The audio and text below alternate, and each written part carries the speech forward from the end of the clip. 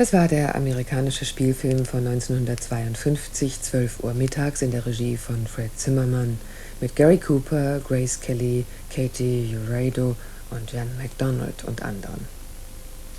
Am nächsten Montag zeigen wir Ihnen Fahrkarte ins Jenseits, einen amerikanischen Spielfilm von 1957 in der Regie von Bud Böttcher. Zum Programmschluss letzte Nachrichten im Dritten. Bonn. Berichte über eine mögliche Freilassung der beiden deutschen Geiseln im Libanon, Cordes und Schmidt, haben sich heute erneut als Spekulationen erwiesen. Fest steht lediglich, dass Außenminister Genscher diese Frage sowohl mit dem syrischen Staatspräsidenten Assad als auch mit dem iranischen Außenminister erörtert hat. Nach Angaben des Auswärtigen Amtes in Bonn kann jedoch von einem Briefwechsel, wie ursprünglich gemeldet, nicht die Rede sein. Am kommenden Freitag wird der Nahostbeauftragte der Bundesregierung Fiedler in Damaskus eintreffen. Er soll Klarheit in das Dunkel der Entführungsfälle bringen. Bonn. Auf Antrag der oppositionellen SPD-Fraktion wird am Mittwoch kommender Woche eine Sondersitzung des Bundestages über die Haltung der Bundesregierung zu den deutschen Pershing-1A-Raketen stattfinden. Zur Beratung hat die SPD heute einen Antrag eingereicht, mit dem die Bundesregierung aufgefordert werden soll, die amerikanisch-sowjetischen Verhandlungen über eine Nulllösung im Bereich der Mittelstreckenraketen nicht zu verzögern oder gar zu verhindern. Während sich die Grünen befriedigt über den SPD-Antrag äußerten, sprachen Politiker von CDU und CSU und FDP von einem Spektakel. Die Bundesregierung hatte wiederholt klargestellt, dass sie vorerst an dem Verbleib der Pershing-Raketen in der Bundeswehr festhalten wolle. Bonn. Die Bundesregierung hat heute Berichte dementiert, wonach zur Finanzierung der geplanten Steuerreform die Mineralölsteuer um 20 Pfennig je Liter angehoben werden soll. Ihr Sprecher Ost sagte, derartige Spekulationen seien aus der Luft gegriffen.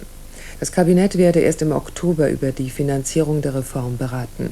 Finanzminister Stoltenberg plant, den größten Teil der Deckungslücke durch den Abbau von steuerlichen Subventionen und Sondervergünstigungen aufzubringen. Die Augsburger Allgemeine Zeitung hatte unter Berufung auf Informationen aus dem Bundesfinanzministerium über eine angeblich geplante Erhöhung der Mineralsteuer berichtet. München. Der CSU-Vorsitzende Strauß hat erneut den Führungsstil von Bundeskanzler Kohl kritisiert. Die Methode, ungelöste Probleme unter den Teppich zu kehren, erweise sich als schädlich, sagte Strauß in einem Interview der Illustrierten Quick. Die Diskussion über den Kurs der Union gehe mitten durch die CDU, deren größter Teil aber keine andere Politik wünsche. Dieser immer stärker werdende Widerspruch könne nicht durch Erklärungen, sondern nur durch Entscheidungen bereinigt werden. Gelsenkirchen. Bundesarbeitsminister Blüm hat zu einer umfassenden Rettungsaktion für die Kohlereviere an Rhein und Ruhr aufgerufen. Blüm, der auch die Landesvorsitzende der CDU in Nordrhein-Westfalen ist, sagte heute auf einer Kundgebung der Industriegewerkschaft Bergbau und Energie, seine Partei und die Bundesregierung geben der Kohle Vorrang. An die Stromversorgungsunternehmen appellierte Blüm, auch dann Kohle einzusetzen, wenn dies mehr koste. Zuvor hatte auch der nordrhein-westfälische Arbeitsminister Heinemann, SPD, gemeinsame Anstrengungen zur Bewältigung der Massenarbeitslosigkeit in diesen Regionen gefordert. Palma.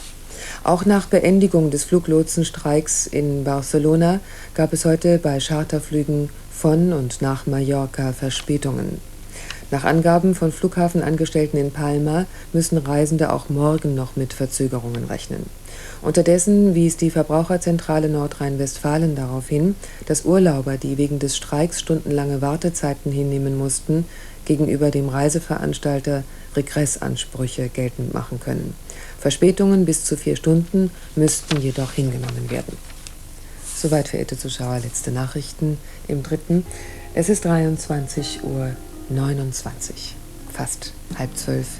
Ich verabschiede mich für heute von Ihnen und wünsche Ihnen eine angenehme Nachtruhe. Auf Wiedersehen.